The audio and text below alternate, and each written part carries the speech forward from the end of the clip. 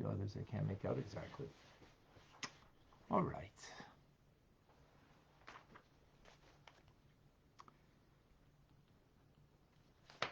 We continue in the 36th chapter.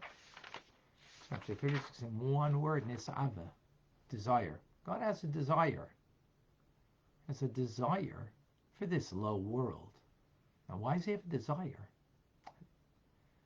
Like taiva fekminish kinkashas. That's Yiddish. Translated means God's desire. It is transcendent. It is beyond. It's not a rational desire based on something. You're hungry, so you want to eat something. So there's a rationale, right? That leads you to want to eat something. You're hungry. Okay, if you weren't hungry, you wouldn't want to eat. So it's dependent on something. This is independent of anything. It is transcendent of any reason. God so desires. It's not a question. God desires, period. Why? Just because God desires. Was he what desire? A dwelling place in this low world. This low world.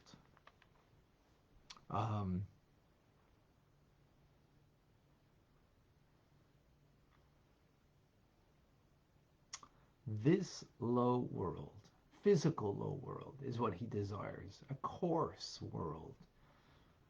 So, let us continue. A brief thought today, but a powerful thought as always. Always a novel thought in the Alter Rebbe's teachings. So the purpose of this whole order of creation,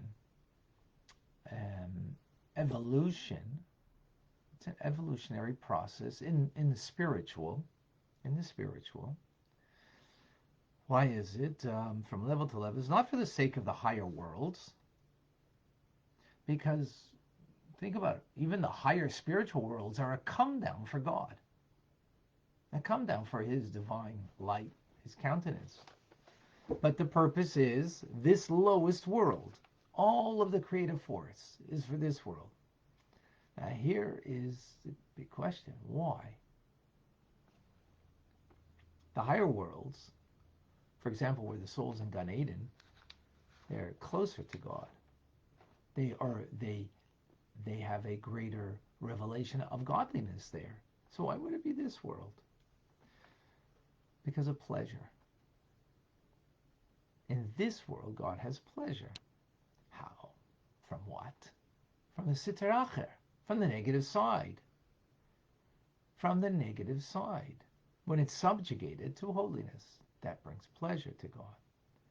And the darkness of Klippa that's transformed into holy light. So where is that place of darkness? Siter Acher, where it prevails most strongly, is in this world. And that the light of God will shine as a result with a greater intensity than even the quality of the light that is in the higher spiritual worlds.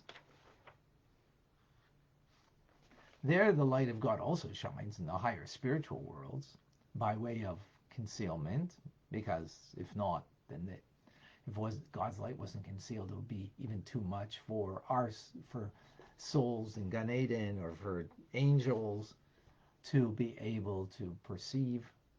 They would dissolve out of existence, right? But yet, here, we get a greater light than even what they can get. When? When do we get it? When we transform the darkness into light. Now, in tomorrow's class, we're going to deal how is that possible if we get a greater light than what they can get, and they don't dissolve, and they would dissolve the higher souls in Gan Eden and in angels, they would dissolve. But yet we don't dissolve over here with this greater light that we get when we subjugate Klippa, negative forces, from within and from without, and transform them into holiness, into Kedusha, into something divine. So that will be dealt with later.